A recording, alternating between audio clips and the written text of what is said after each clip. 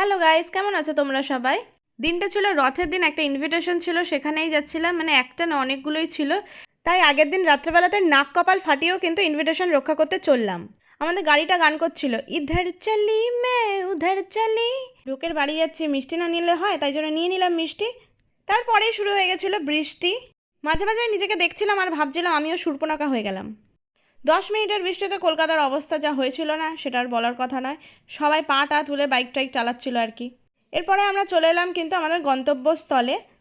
এবারে তো একটা যন্ত্রর বাচ্চা আছে, যেটা তোমরা নমুনা দেখলেই কিন্তু বুঝতে পারবে। তার সাথে সাথেই কিন্তু কাকিমা দিয়ে দিয়েছিল কোল্ড ড্রিঙ্কস, যেটা আমি পোজ মেরে খাচ্ছিলাম। এরপরেই কিন্তু আমাদের খিদে পেয়ে গেছিলো আর আমাদের খেতেও ডেকে নিয়েছিল, তাই আমরা ছুটে ছুটে চলে যাচ্ছিলাম। যেতে যেতে পাখি দেখতে পেয়েছি, যেটাও কিন্তু ঝাড়ার ধান্দায় ছিলাম, কিন্তু আর লোক লজ্জায় বলতে পারিনি, পরের বার গেলে বলবো। নিজের লোকেরাও কিন্তু এত সুন্দর করে যত্ন করে ডেকে খাওয়ায় না, হয়তো আমি অনেক বেশি খেয়ে ফেলি। ও তোমাদের বলাই তো হয়নি কার বাড়িতে গেছি। এটা ছিল কাকুমণির বন্ধুর বাড়ি। আহা, গরম ভাতের সাথে ডাল, সেই টেস্ট। বেশ বড় সাইজের কিন্তু একটা পাবদা ছিল। আর কাকিমা রান্নাও করেছিল ভীষণ ভালো, মানে ভীষণই ভালো রান্না করেছিল। তারপরেই কিন্তু ছিল কাতলা মাছ, যেটাও কিন্তু খুব সুন্দর রান্না করেছিল। মানে প্রত্যেকটা রান্নাই কিন্তু ভীষণ ভীষণ ভীষণ ভালো হয়েছিল।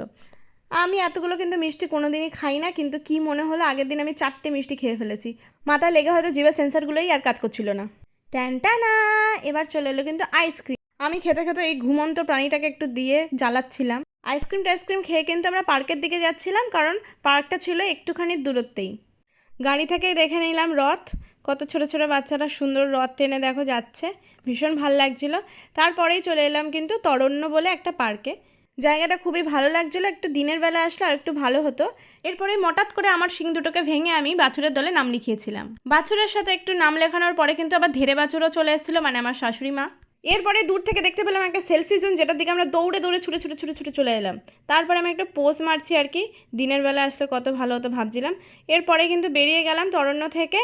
তাড়াতাড়ি করে যেতে হবে আমাদের, কারণ আর একটা ইনভিটেশন ছিল আমাদের। চলে এলাম দেখো সুমতি জুয়েলার্স অ্যান্ড সন্সে। না সোনা কিনে নিই, মোদি যে সোনা কিনতে বারণ করেছে না, তাই আর সোনা কিনে নিই, নয়তো কত সোনা কিনে নিতাম। হচ্ছে আমার আর আমার বরের দুজনেরই বন্ধু, ওর দোকানে ইনভিটেশন ছিল, নতুন দোকান উদ্বোধন ছিল গড়িয়াতে। সোনার মেকিং চার্জ কিন্তু মাত্র 7%-এ তোমরা পেয়ে যাবে এখানে। আজকের মতো এখানে দেখা হচ্ছে আবার নেক্সট ভিডিওতে।